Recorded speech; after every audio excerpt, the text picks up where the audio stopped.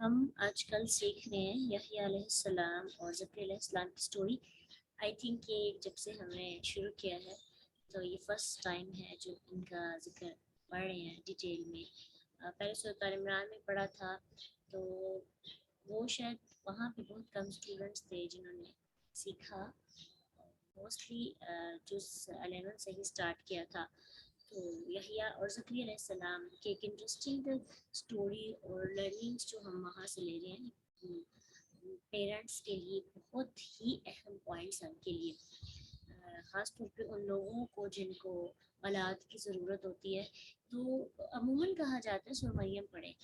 تو اکثر نا خواتین یہ واجب شیئر کرتی ہے میں نے سورہ مریم پڑھی اور اللہ تعالیٰ نے مجھے اولاد عطا کی، ایک برکتیں. لیکن جب اس کو پڑھ رہی ہیں نا تو محسوس ہو رہا ہے کہ سورہ مریم کے اندر برکتیں جو تو ہیں، لیکن اپنی اولاد کو کیسے اللہ سے مانگنا ہے اور پھر کیا مقصد ہونا چاہیے، کیا تربیت ہونی چاہیے، اس کا سب سے زیادہ جو تذکرہ ہے وہ ہمیں یہاں سے ملتا ہے.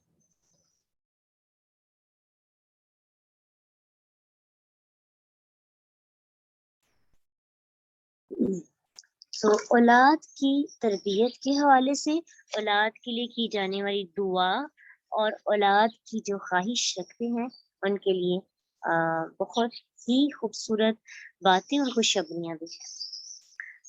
سیکھتے ہیں نحمدہ و نصلی علی رسولہ الکریم. اما بعد اعوذ باللہ من الشیطان الرجیم. بسم اللہ الرحمن الرحیم.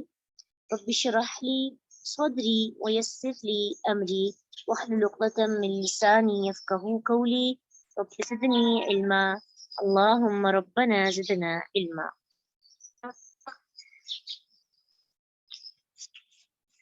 یا یحییٰ، یا اے یحییٰ، یحییٰ خذ. اب زکریا علیہ السلام سے ڈسکشنز کی بجائے اللہ سبحانہ تعالیٰ کس سے گفتگو کرے؟ یحییٰ علیہ السلام سے، جو ابھی بچے ہیں. ان کے بچپن میں اللہ سبحانہ تعالیٰ کی طرف سے ان پر وحی اور ان کے لیے پیغامات شروع ہو گئے. یا یحییٰ، اے یحییٰ، خذ پکڑو، الکتاب کتاب کو، بقوت، قوت سے، مضبوطی سے، پوری محنت اور مشقت کے ساتھ اس کتاب کو پکڑو. وآتیناہ، اور دی ہم نے اسے، الحکمہ حکمت، دانائی، سمجھ بوجھ. پھر اس کا ایک مطلب نبوت بھی ہے. پھر قوت فیصلہ. تو ہم نے حکمت، دانائی، شعور، سمجھ بوجھ، نبوت، قوت فیصلہ عطا کی. صبیہ، بچپن ہی سے یحییٰ علیہ السلام کو اللہ نے شعور عطا کیا، فہم عطا کیا. اور یہ کس کی دعائیں ہیں؟ ماں باپ کی دعائیں. ماں باپ کی دعا ہی اولاد کے بارے میں یہ تھی کہ وہ میری سیٹ پہ آئیں، وہ نبوت کی سیٹ کو سنبھالیں، لوگوں کو سمجھائیں، لوگوں کو دین سکھائیں، لوگوں کو کتاب سکھائیں.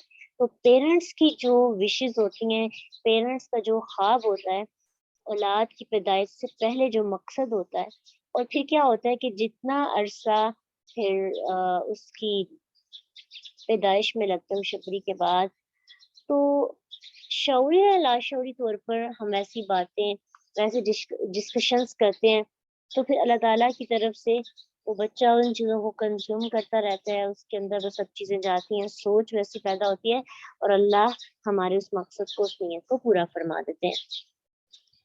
تو کہا جاتا ہے کہ یحییٰ علیہ السلام عام بچوں کی طرح نہیں تھے.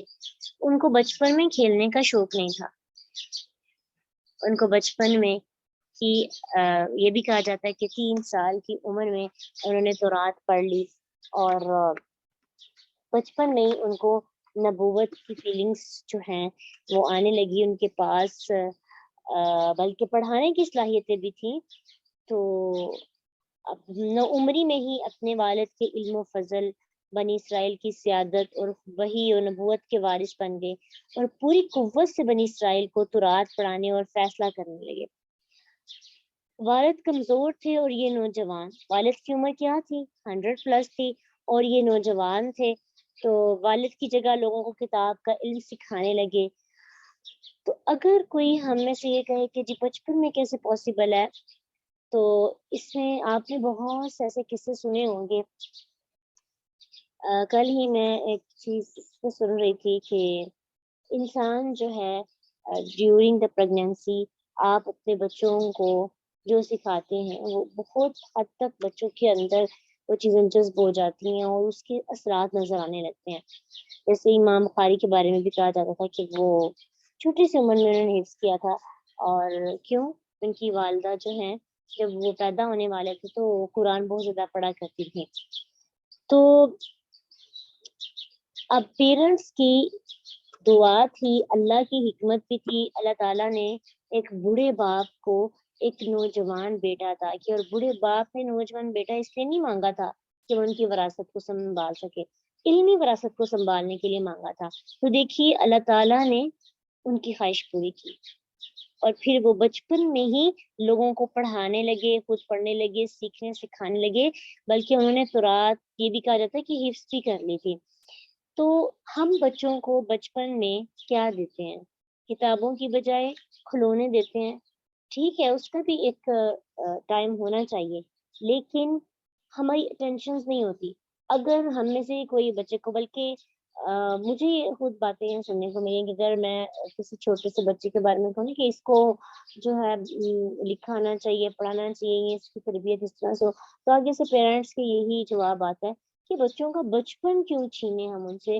یہی تو عمر ہوتی ہے کھیلنے کودنے کی، یہی عمر ہوتی ہے ان کو جو ہے انجوائے کرنے کی. باقی زندگی تو مشکلات اور ذمہ داریوں سے بڑی ہوتی ہے. اور پھر یقیناً ایسے ماں باپ کے بچوں کی ذمہ داریاں بچوں پر واقعی بہت پڑتی ہے، مشکلات آتی ہیں، کیونکہ ان کی سوچ ہوتی ہے زندگی اس چیز کا نام.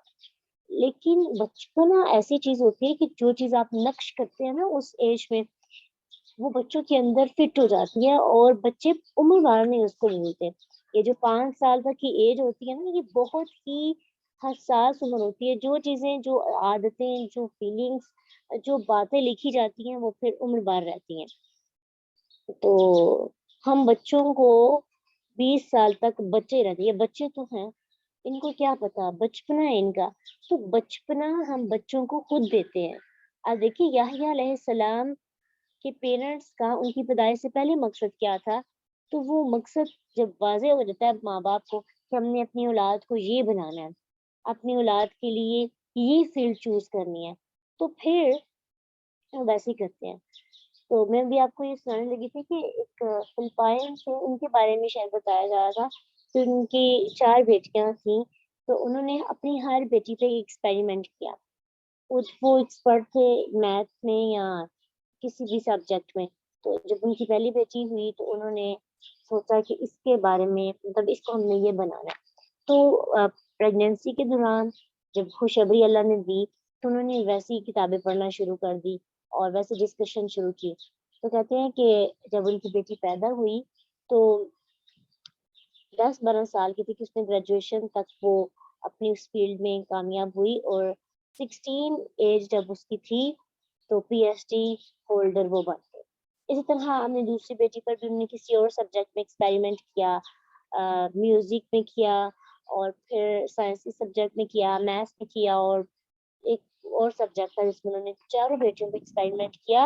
اور 16 ایج جب ان کی ہوئی تھی تب تک وہ پی ایچ ڈی ہولڈر تھی اپنے اپنے سبجیکٹس میں.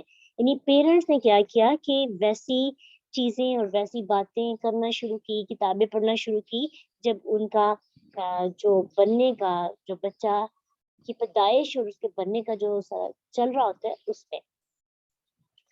تو اگر ہم آج دیکھیں نا تو ہم لوگ پریگنینسی کے دوران کیا کرتے ہیں؟ موسٹلی مدرس جو ہیں، ابھی آپ میں مدرس تو کم ہیں، آپ یوتھ ہیں، تو آپ اپنے ارد گرد دیکھیں کہ پریگنینسی کے دوران کیا چیزیں کی جاتی ہیں. جب ایکسپیکٹ کرتی ہے عورت ایک، تو ساتھ ہی اس کے جو ہے خوشی ہوتی ہے. پہلے تو اس خوشی میں اللہ کو یاد نہیں رکھا جاتا اور ٹک ٹاک یوز کی جاتی ہے. بالکل آپ درست کہہ رہی ہیں، ٹک ٹاک کو اپنے مطلب تھوڑا سا طبیعت ڈسٹرب ہو جاتی ہے، چڑچڑاپن آ جاتا ہے، طبیعت خراب ہوتی ہے، اور اس کو ہم اوور کم کس طرح کرتے ہیں؟ موبائلس मोबाइल यूज करें ठीक है, लेकिन आप उस पर लेक्चर सुन सकते हैं, कुरान सुन सकते हैं, ज्यादा से ज्यादा कुरान सुन सकते हैं। और जितना कुरान सुनेंगे, अब अपने बच्चे को उसकी आदत डाल दें, कुरान पढ़ेंगे। ठीक है, आप जो है ये इसका एक्सपेरिमेंट करके देखें। जब नॉन मुस्लिम्स एक्सपेरिमेंट्स करते हैं तो हम कुरान का क्यों एक्सपेरिमेंट्स करते? आप देखें कि छोटे से बच्चे को आप कुरान सुनाएंगे वो खामोश हो जाएगा और उसको आदत लग जाएगी। एक्सपेरिमेंट मैंने खुद भी किया था अपनी भांजी पर, कि कुछ अरसा के लिए हमारे पास सही वो जब भी रोती थी मैं उसके पास कुरान की तिलावत लगाती थी, और फर्स्ट डे से जिस जो कारी की उसको कुरान की तिलावत सुनाएंगे, अब कोई और लगा देते वो खामोश नहीं होती थी, रोती हुई। लेकिन जब उसी आवाज को प्ले किया जाता था जो उसको फर्स्ट या शुरू में सुनवाई गई, शायद वो आदत हो जाती है या वो एक मजा आने लगता है, तो वो उसने उस आवाज को सुनकर खुद को जो है ना, हाँ, चुप हो जाना और खामोशी इस तरह से सुनना कि जैसे दिल पर असर कर रही है बात। तो ये एक्सपेरिमेंट्स जो है इस तरह के करने चाहिए। तो हम लोग बहुत ही अपोजिट काम कर रहे हैं। पहले तो 9 माह हम अ, अच्छा नहीं करते हैं। उसके अंदर हमें ज़्यादा से ज़्यादा कुरान पढ़ना चाहिए, कुरान सुनना चाहिए, स्पेशली कुरान क्लास जॉइन करनी चाहिए। हमारी गुफ्तगू कुरान से रिलेटेड हो, ना सिर्फ माँ की, फादर की भी। क्योंकि फादर और मदर के दरमियान में जो गुफ्तगू होती है, जैसे बच्चा खुराक अपनी माँ की जो खुराक होती है, वो उस तक पहुँचती है। इसी तरह माँ जो महसूस करती है, अब अक्सर आपने देखा होगा, बल्कि ये केसेस किए जाते हैं कि प्रेगनेंसी के दौरान जो औरत ज़्यादा टेंशन्स लेती है और उसको मुश्किलात बर्दाश्त करनी पड़ती हैं और बहुत ज़्यादा, तो अक्सर ऐसा होता है कि उसका असर किसी न किसी हद तक बेबी जो है उस तक भी जाता है। इसलिए ये भी कोशिश की जाती है कि इस दौरान जो है माइंड फ्रेश रखा जाए। तो फ्रेश माइंड, हमारी सोच, पॉजिटिव थिंकिंग, फ्रेश थिंकिंग जो है, और कुरान से रिलेटेड डिस्कशंस, कुरान की गुफ्तगू, हस्बैंड वाइफ के दरमियान में बेहतरीन गुफ्तगू, ये सारी चीजें मिलाकर बच्चे का माइंड तैयार करती है। और ये बहुत अहम दिन होते हैं। इसलिए कहा जाता है कि बच्चे की पैदाइश से पहले ही बच्चे की तरबियत के लिए माँ की तरबियत का होना जरूरी है, कि जिस कोख में उसने पलना है वो तो सबसे पहले तरबियत याफ्ता। हम बच्चों को नहीं सिखाते, हम बच्चों को कुछ नहीं बताते, और फिर क्या कहते हैं, क्वालिटीज नहीं बच्चों में, बच्चे फरमाबरदार नहीं। याद रखिए, जितनी भी मसरूफियात हो जाए, आपकी सबसे फर्स्ट प्रायोरिटी आपके हस्बैंड के बाद आपकी औलाद होनी चाहिए। वो आपके लिए सदका जारिया बनने वाली। लेकिन अगर हमने उनको सिखाया ही कुछ नहीं, तो हमारे लिए सदका जारिया कैसे बन सकती है? इस चीज पर हमने सोचना है और अभी से अपनी तरबियत कर। ठीक है, तो अल्लाह सुब्हाना ताला ने याह्या अलैहिस्सलाम को बचपन में वो सारी चीजें क्यों अता की थी? क्योंकि उनके पेरेंट्स ने पहले ही उनके लिए एक मकसद ढूंढ लिया था, और वो मकसद क्या था? कौम को लीड करना। तो हम अल्लाह ताला से हमें जब औलाद मांगनी है तो हमने कहना है, या अल्लाह ऐसी औलाद अता करना जो कुरान से मोहब्बत करने वाली।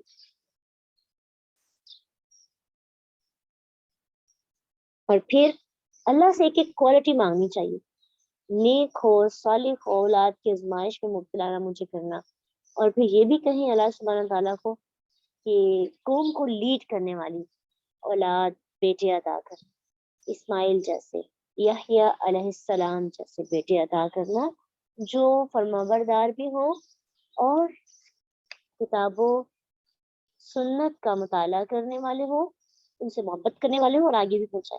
क्योंकि जो आज दौर चल रहा है, दीनदार माँ बाप भी, कुरान से मोहब्बत करने वाले पेरेंट्स भी अपने बच्चे के लिए पहली तालीम कुरान चूज नहीं करते। हाँ, बाकी तालीम के साथ अगर कुरान रखें तो चलेगा, लेकिन कुरान, सिर्फ कुरान, कि कुरान اس کی فرسٹ پریورٹی ہو، اس کا اڑنا بچھونا ہو، قرآن ڈسکشنز ہو. یقین جانے ہمارے گھروں کے اندر قرآن ڈسکشنز نہیں ہوتی. مطلب اس چیز کا بڑا دل چاہتا ہے کہ جب بچے چھوٹے ہی ہوں تو ہسبینڈ اور وائف کو بیٹھ کر بچوں کو ساتھ بٹھا کر جس طرح اپنی حساب کتاب کرتے ہیں گھر کے خرچے وغیرہ کا، آپ بیٹھ کر اس کے بارے میں کبھی کبھی ایک ہفتے میں ایک دن یا 15 دن کے بعد ایک دن، ویسے تو ریگولر بیسس پہ ہونی چاہیے لیکن پراپر ایک ڈسکشنس ہوں اور محفل سجے اور جس میں آپ کھائیں پیئیں بھی اور قرآن کی محبت شیئر کریں آپس میں. اگر بچے نہیں شیئر کر سکتے بچوں کو پاس بٹھا کے سنوائیں کہ ہم نے جب قرآن کو تھاما، اپنی سٹوریز سنائیں، قرآن کی سٹوریز سنائیں تو کچھ بچوں کے اندر قرآن کی محبت پیدا ہوگی. اور محبت جب پیدا ہو جائے گی نا تب آپ کے لیے ان کو اس کے ساتھ جوڑنا آسان ہوگا. ڈے 1 سے ڈے لاسٹ تک سوچنا ہے کہ میں نے اپنی اولاد کو ڈے 1 سے ڈے لاسٹ تک قرآن کے ساتھ جوڑنا ہے. شروع کے 10-15 سال آپ نے محنت کرنی ہے، 20 سال آپ نے محنت کرنی ہے، تو پھر کیا ہوگا کہ باقی جو ان کے 40 ایئرز ہوں گے وہ خود محنت کریں گے. جب پہلے 20 سال محبت والے جڑیں بن جائیں گی نا تو پھر پودا جب لگے گا تو پھل آپ بھی کھائیں گے، کیونکہ اولاد کی بہترین تربیت کرنے کی وجہ سے ماں باپ جنت میں بہت اعلیٰ مقام پائیں گے. ہاں جی، قرآن پارٹیز کریں، ضرور کریں. قرآن پارٹیز کریں، قرآن والوں کو بلائیں، اپنے گھر میں قرآن کی محبت کرنے والے لوگوں کو انوائٹ کریں. کتنی ہم دعوتیں کرتے ہیں، جب بھی کسی کی شادی ہوتی ہے دعوت کرتے ہیں، چھوٹی سی گھر بنے دعوت کرتے ہیں. تو میرا خیال ہے کہ ہمیں نا اسپیشلی قرآن پارٹیز رکھنی چاہیے. ان لوگوں کو بلانا چاہیے جو قرآن سننا چاہتے ہیں، قرآن سے محبت کرتے ہیں.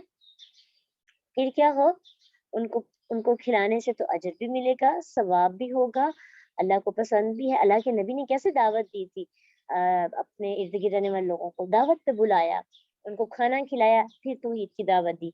تو ہمیں بھی قرآن پارٹیز رکھنی چاہیے اپنی پیرنٹ اپنے بچوں کو سکھلانے کے لیے، اور ان کے سامنے اس طرح کی گفتگو ہو. مطلب درس تدریس چاہے نہ ہو لیکن آپس میں کھانا کھانے وقت قرآن کے بارے میں گفتگو ہو.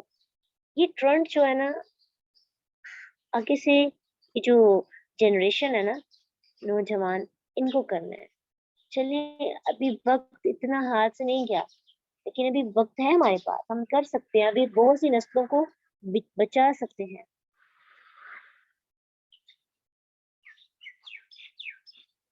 تو یحییٰ علیہ السلام کو اللہ سبحانہ تعالیٰ نے کیا عطا کی؟ فہم عطا کیا، بچپن میں حکمت عطا کر دی، شعور عطا کر دیا. اللہ ہم سب کو بھی نیک اور صالح اولاد عطا کرے اور ہماری اولادوں میں بھی ایسا ہی فہم اور قرآن کی محبت اور اس کو سکھانے کا جذبہ ہو. اللہ تعالیٰ نے اور کیا عطا کیا تھا؟ صرف علم نہیں عطا کیا تھا، علم کو آگے سکھانے کے لیے جو ٹولز چاہیے تھے، ان کو اپنی ایٹیٹیوڈ کے لحاظ سے جو فیلنگز، جو ادائیں، جو میتھڈ چاہیے تھا، اللہ نے ان کو وہ سکھا دیا. یاد رکھیے کہ بچوں کو جب ہم سوچیں گے کہ ہماری اولاد ایسی ہو تو پھر اللہ خود بخود ایسا نظام پیدا کرتے ہیں، ایسا پلان کرتے ہیں کہ لوگ بچے ویسی چیزیں سیکھنے لگتے ہیں. اللہ نے اور کیا سکھایا؟ وحنانن، اور نرم دلی. حنان محبت اور نرم دلی کے لیے اس لفظ استعمال ہوتا ہے. حنین کہتے ہیں کسی کی طرف مشفقانہ طریقے کے ساتھ کھینچے چلے جانا، اٹریکٹ ہونا. تو ان کا دل بہت نرم تھا، من لدنا، اپنے پاس. عموماً ایسے ہوتا ہے کہ جن کو علم بہت زیادہ عطا کر دیا جاتا ہے اور اس ایج میں تو ہم محسوس کرتے ہیں، بلکہ لوگ بھی کہتے ہیں کہ ان کے اندر ایگو آ گیا اور وہ بڑے انا پرست ہو گئے ہیں، لوگوں کو حاضر میں نہیں لاتے، اپنے علم کو ہی سب کچھ سمجھتے ہیں. تو دائی ایسا نہیں ہونا چاہیے. دائی کا دل بہت نرم ہونا چاہیے، بہت خوبصورت دل ہونا چاہیے، کیونکہ وہ نرمی ہوگی، زبان پہ نرمی ہوگی، اخلاق میں نرمی ہوگی تو وہ لوگوں کو سکھا سکے گا. ادروائز اس کا بات کا انداز ہی ٹھیک نہ ہو اور لوگوں کو قرآن نہیں پڑھا سکتا. تو کہا جاتا ہے کہ جب یحییٰ علیہ السلام لوگوں کو پڑھاتے نا تو لوگوں کے دل دہل جاتے، دل پگھل جاتے. اس قدر خوبصورت انداز میں پڑھاتے تھے کہ اللہ نے بچپن میں ہی ان کو علم، حکمت، قوت فیصلہ کے ساتھ ساتھ حنان، شفقت، نرم دل عطا کر دیا تھا. انداز بہت پیارا تھا، جذبہ اور تڑپ تھی ان کے اندر خاص طور پر. اور اس جذبے اور نرمی کے بغیر صرف علم ہو تو تربیت نہیں ہوتی. آپ نے اپنے ارد گرد بہت سے ایسے لوگ دیکھے ہوں گے جو بہت نالجیبل، جن کے پاس بہت نالج ہے، علم ہے اور حکمت بھی ہے، لیکن ان کے اندر تڑپ نہیں، جذبہ نہیں معاشرے کے لیے، لوگوں کو دین کی طرف بلوانے کے لیے. بس وہ اپنی ایک سمجھے کہ ڈیوٹی سمجھ کر نبھا رہے ہیں، جذبہ اور تڑپ نہیں ہے لوگوں کو قرآن اور حدیث کے ساتھ جوڑنے کا. اور وہ شفقت نہیں ہے، احساس نہیں ہے، ان کی بات اتنی اثر ہی نہیں کرتی ہم لوگوں کے دلوں پر. اور بہت سے ایسے لوگ ہیں جن کے پاس اتنا نالج نہیں ہے، ٹوٹی پھوٹی باتیں ہیں اور جذبہ بہت زیادہ ہے. تڑپ ہے کہ یا اللہ لوگوں کو قرآن کے ساتھ جوڑنا، لوگوں کو سکھانا ہے، تو اللہ ان کی ٹوٹی پھوٹی باتوں میں بہت زیادہ اثر پیدا کر دیتے. تو بات کیا ہے؟ دل کا نرم ہونا، حنین ہونا، جذبے والا ہونا. زبان کی نرمی، دل کی نرمی، یہ دونوں ضروری ہے. تو یحییٰ علیہ السلام کو اللہ سبحانہ تعالیٰ نے دونوں چیزیں عطا کی. پھر اور کیا ادا کیا؟ وَحَنَانًا مِن لَدُنَّا، اور نرم دلی اپنے پاس سے عطا کی. وَزَكَاةً، اور پاکیزگی. دل بڑا پاک تھا، کردار اچھا تھا، صاف ستھرے تھے، تزکیہ نفس کرنے والے تھے. اور یاد رکھیے کہ اگر زبان اچھی ہو، دل میں نفرت ہو، عداوت ہو، بغض ہو، کینہ ہو، تو کیا زبان سے محبت بڑی الفاظ اخلاص والے ادا ہو سکتے ہیں؟ وہ باتیں دل پہ اتریں گی؟ بالکل بھی نہیں اتریں گی. تو یحییٰ علیہ السلام کو اللہ نے ظاہری خوبصورتی کے ساتھ ساتھ اندر کی خوبصورتی بھی عطا کی تھی. دل کی صفائی یہ بہت ضروری ہے، اور دل کی صفائی ایک چیز سے ممکن ہے، اور پتہ ہے کیا چیز ہے؟ معاف کرنا، برداشت پیدا کرنا اپنے اندر. اسی لیے اللہ نے حنان کا لفظ پہلے بتا دیا کہ دل کی صفائی کے لیے دل کا نرم ہونا بہت ضروری ہے. اس کا دل نرم ہوگا، وہ لوگوں کو معاف کرے گا، جو معاف کرتا جائے گا. آپ دائیں ہیں نا، تو جب آپ لوگوں کو سکھائیں گے تو لوگوں کے ایٹیٹیوڈ، لوگوں کا رویہ شروع میں بہت زیادہ ناقابل برداشت ہوتا ہے. آپ کے اندر محبت ہوتی ہے، لیکن سامنے والا فیل ہی نہیں کرتا، آپ کو انسلٹ فیل ہوتی ہے، تو شروع میں آپ نے دل میں بات نہیں رکھی. آپ دائی ہیں، آپ نے اجر لوگوں سے لینا ہی نہیں، آپ نے تو لوگوں کو سمجھانا ہے، بس آپ نے لوگوں کو سکھانا ہے، چاہے لوگ برا منائیں. آپ نے کھٹکھٹانا ہے، دروازہ نوک کرتے رہنا ہے. ہو سکتا ہے کہ کبھی نہ کبھی دروازہ کھل جائے اور آپ لوگوں کو سمجھانے میں کامیاب ہو جائیں. اور حکمت کے ساتھ، یہ نہیں ہے کہ لوگ جو بات سننا نہیں چاہتے آپ زبردستی سنوائیں، طنز کریں، محفل میں بیٹھ کے ان کی برائیوں کو اچھالیں. یقین جانیں تبلیغ کا انداز جس کو آ جاتا ہے نا، مجھے اس چیز پہ یقین ہے کہ وہ سامنے والے کو امپریس کیے بنا نہیں رہ سکتے. سامنے والے امپریس بھی ہوتے ہیں اور اللہ کے راستے پر نکل بھی آتے ہیں. ہم لوگوں کا انداز ہی بہت ڈفرینٹ ہے. ہم لوگوں کو اتنا مجروح کرتے ہیں کہ وہ بندہ اگر آنا بھی چاہے نا تو وہ متنفر ہو جاتا. ہم لوگوں کو متنفر کر دیتے ہیں. تو اپنا انداز بس اچھا کرنا ہے. وَحَنَانًا مِن لَدُنَّا وَزَكَاةً، اللہ نے یہ خوبصورت انداز، خوبصورت طریقہ عطا کیا تھا یحییٰ علیہ السلام کو، کیونکہ ان کی پیرنٹس کی بچپن میں خواہش تھی، مطلب بچپن میں پیدائش سے پہلے خواہش تھی کہ بیٹا ایسا ہو جو علمی وارث ہو. تو پھر اللہ نے بچپن میں سمجھداری عطا کر. یہ جو بچے بچپن میں سمجھدار ہوتے ہیں بہت انٹیلیجنٹ جینیس بچے ہوتے ہیں. انٹیلیجنسی یوں سمجھے ایک الگ عادت ہے، سمجھے کہ ذہین کے ساتھ ساتھ وہ فطین اور سمجھداری اور جینیس کہہ لیں، اسمارٹ کہہ لیں. تو اسمارٹ لوگ، جینیس لوگ، انٹیلیجنٹ لوگ اتنا آگے نہیں بڑھتے، ज़हीन होना ये बड़ी बात नहीं है। ये बात हमेशा याद रखिएगा कि हम समझते हैं ना कि हमारा ज़हन इतना नहीं है। ज़हीन होना बड़ी बात है। जो स्मार्ट होते हैं, जीनियस होता है, जो मामले को सँभालता है, मामला फ़हमी जिसको अता कर दी जाती है, जो समझदार होता है, जिसका दिल नर्म होता है, जिसकी ज़ुबान नर्म होती है, जो छोटे बड़ों के साथ बात करने का अंदाज़ सीख लेते हैं, वो बंदा बहुत आगे जाता है। तो अगर अल्लाह ने आपको किसी ग्रुप को हैंडल करने की तौफ़ीक दी है, किसी ग्रोह को हैंडल करने की तौफ़ीक दी है, अगर अल्लाह ताला ने आपको किसी को लीड करने की कुर्सी पे बिठा दिया है, तो हनान बनना है, हनान, हनान, हनीन, कितना प्यारा नाम है ना, हनीन भी, हनान भी। तो अल्लाह सुब्हान तआला से ना इसको माँगना है, हनान, या अल्लाह नर्म दिली अता करना जो याह्या अलैहिस्सलाम को बचपन में दे दी थी, मैं तो इतनी बड़ी हो गई हूँ। क्योंकि जब आप दाई होते हैं, तो आपके सामने बैठने वाले लोग कुछ बड़े भी होते हैं, कुछ छोटे भी होते हैं। फिर क्या करना होता है, हमने ये लिहाज़ रखना होता है कि हमारी ज़ुबान से किसी को तकलीफ़ ना पहुँचे। हम अपनी ज़ुबान से किसी को हर्ट ना करें, ठीक है? कि जितना कॉम्प्रोमाइज़ हो सकता है करने की कोशिश करें, जितना हो सकता है। और रूल्स फ़ॉलो करवाने हैं, उसमें भी आसानी और मोहब्बत का अंदाज़ होना चाहिए कि सामने वाले को इतना प्रोटोकॉल दें कि अगला महसूस करे कि कुरान पढ़ाने और कुरान को सिखाने और कुरान को लीड करने वाले और इतनी मोहब्बत मुझे दे रहे हैं, तो कुरान कितनी देगा? यानी हमारा अंदाज़ हनान होगा, तो लोगों को सिखाने में आसानी हो जाएगी इंशाअल्लाह।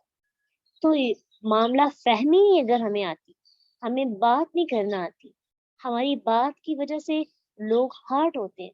हमें ना मेरा ख़्याल है कि अक्सर हम किसी से कहें ना कि आप जो है आपकी वज़ह से लोग हर्ट होते हैं, तो सामने वाले का रिस्पॉन्स होता है कि मैंने तो कभी कोशिश नहीं की किसी को हर्ट करने की, मेरी तो नीयत बहुत अच्छी होती है। ये बात याद रखिए कि हमें नहीं पता हम किसी को हर्ट कर रहे हैं कि नहीं। हमें ना खुद लोगों से पूछना चाहिए। जिन लोगों को हम लीड कर रहे होते हैं या जिन लोगों के साथ हमारा रेगुलर बेस पे पाला पड़ा होता है और अल्लाह ने उन वो हमारे मातहत होते हैं, तो हमें उनसे पूछना चाहिए कि आपको मेरी तरफ से कोई तकलीफ तो नहीं? मेरी तरफ से कोई प्रॉब्लम तो नहीं? अगर वो बताएँ तो फिर गुस्सा नहीं करें। क्या करें? उसको करें। अगर कोई नहीं बताए तो फिर गुस्सा करें कि आप क्यों नहीं बता रहे? आप मेरे दोस्त नहीं हैं, आप मेरे साथ मुख़लिस नहीं हैं कि मेरी जो हामिया है वो मुझे बता नहीं रही। मैं ठीक करने की कोशिश करूँगी या हामिया ना बताएँ। कंप्लेंट्स मुझसे करें ताकि चीज़ें वैसे तो की जाएँ लेकिन स्टाइल थोड़ा-सा चेंज कर लिया जाए। हमें नहीं पता होता हमारे किस स्टाइल से लोग हर्ट हो रहे होते हैं। तो आप पेरेंट्स हैं या आप लीडर हैं या आप टीचर हैं या आप काउंसलर हैं, आप गाइडर हैं, अल्लाह ने जिस जिस जगह पे आपको रखा हुआ है, एज़ अ पेरेंट्स भी हमें ये सोचना चाहिए कि मेरी बात से मेरी औलाद को तकलीफ तो नहीं हो रही। बाज़ औक़ात पेरेंट्स अपनी औलाद की इज़्ज़त नफ्स को इतना मजरूह कर देते हैं कि बच्चे माँ-बाप से मुतनफ़्फ़र हो जाते हैं। बच्चों को समझाएँ, ज़रूर बताएँ, ज़रूर सिखाएँ, लेकिन हनान हनान बने ना, हनान बनेंगे तो आपकी औलाद भी आपके लिए हनान बनेगी, यकीन जानिए। ये आप इर्द-गिर्द देखें, आपका इख़लाक़ बुरा होगा तो ऑटोमैटिकली रिस्पॉन्स वैसा आएगा। ज़ोर से अगर हम किसी चीज़ पर ज़र्ब लगाते हैं, तो वो चीज़ टूट जाती है ना, टूटती है तो आवाज़ आती है। हम पता है क्या चाहते हैं? हथौड़े भी मारें और आवाज़ भी ना आए और चीज़ भी ना टूटे। बिल्कुल वैसे ही रहे, तो ऐसा पॉसिबल नहीं है, ठीक है? अपने आप को बेहतर करने के लिए हमें अपनी फीलिंग्स चेंज करनी पड़ेंगी। अल्लाह ताला ने हनान भी बनाया उनको और पकीज़ा भी बनाया। वकाना तक़िय्या और वो था परहेज़गार। अब जो तीसरी सिफ़त है, इसकी वज़ह से पहली 2 बैलेंस में रह सकती है, कि जब इंसान अल्लाह से डरता है, परहेज़गारी उसके अंदर आ जाती है, मुत्तक़ी होता है, तो फिर ही वो अपने ज़ुबान में भी नरमी पैदा कर सकता है और दिल में भी।